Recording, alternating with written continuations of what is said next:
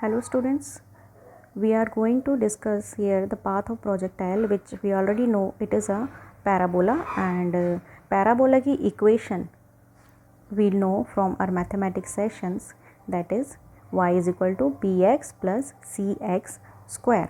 तो यही इक्वेशन हमें फाइनली लेकर आनी है अपने डेरिवेशन में, तो हम इसको देख लेते हैं. उससे पहले कुछ कंसिडरेशंस हम ले लेते हैं.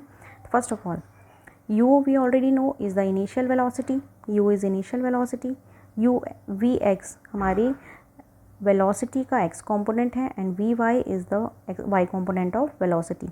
इस vx की वैल्यू है u cos theta and vy की वैल्यू है u sin थीटा.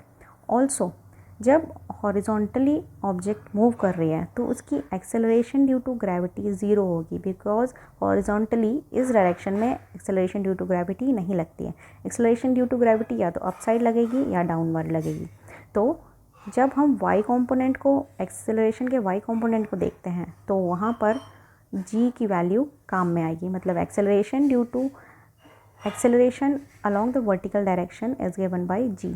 जब ऑब्जेक्ट डाउनवर्ड आ रही है तो g की वैल्यू प्लस होती है, जब ऑब्जेक्ट अपवर्ड जा रही है तो g के अगेंस्ट जा रही है तो उस केस में g की वैल्यू माइनस होती है. तो ये कॉन्सेप्ट्स लेकर चलेंगे हम. तो अब हम अपना डेरिवेशन स्टार्ट करते हैं. सेकेंड इक्वेशन ऑफ मोशन को हम अप्लाई करेंगे x एक्सिस के अलोंग. तो ये हमारी x एक्सिस है, इसके along second equation of motion put करते हैं, that is s equal to u t plus half a t square. s जो डिस्टेंस होता है वो x है हमारा, u x component of velocity, तो ये vx हो गया, time as it is half a t square. A हमारा acceleration in the x axis है, हमने इसको प्लेस कर लिया. Acceleration on x axis zero होता है तो ये टर्म ज़ीरो हो जाएगी. We are left with u x t. U x is u cos theta, तो हमारे पास आ गया you cos theta T.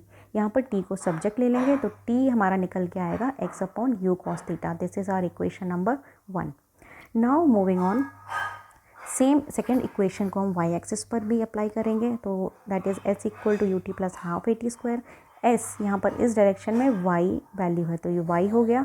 Velocity is y component of velocity and t time, half acceleration along vertical direction and t square.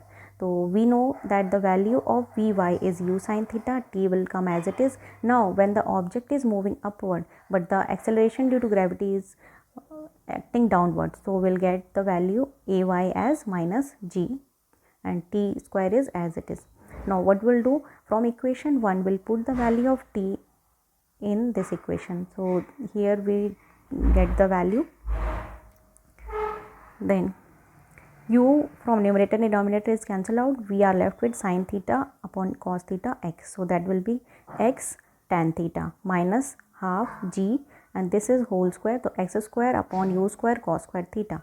Now we'll take some consideration. We'll take tan theta, this tan theta as b, and this minus half g upon u square cos square theta as c. So we'll substitute these values in this equation. So finally we are getting y is equal to bx plus cx whole square, and this hence gives the equation of parabola. Hence this justifies that the path of parabola is a projectile.